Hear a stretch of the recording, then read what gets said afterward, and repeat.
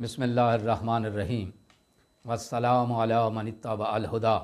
ہدایت کی اتباع کرنے والوں کو راحت دو جہاں قرآن چینل کی طرف سے سلام عرض ہے۔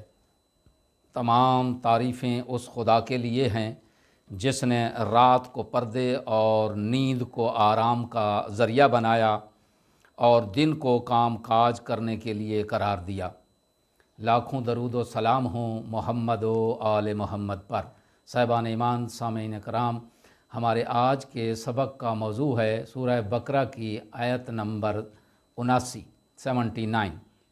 اللہ کے پاک نام سے شروع کرتے ہیں۔ بسم اللہ الرحمن الرحیم۔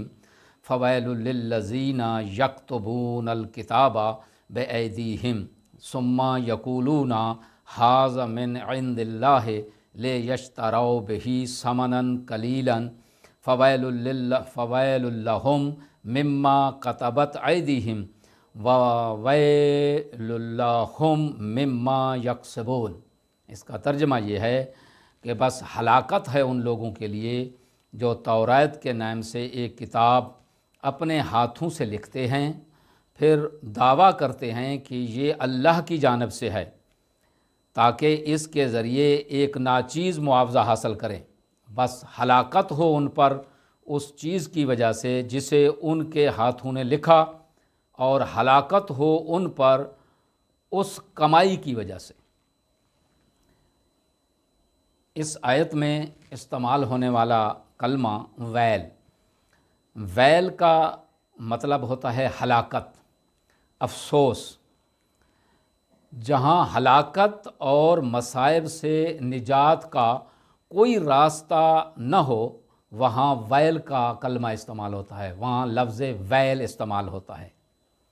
اس آیت کی تفسیر یوں ہے کہ توریت کی تحریف اب تک ایک مسلمہ حقیقت بن چکی ہے۔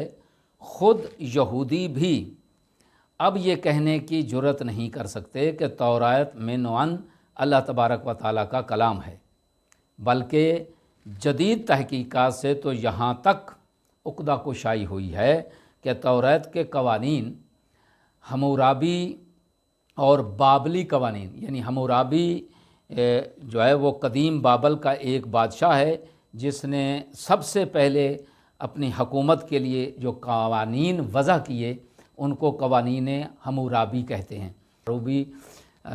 حمورابی بابلی قوانین ہیں، وہ آپس میں ملتے جلتے ہیں۔ یہ جدید تحقیق نے ثابت کیا ہے۔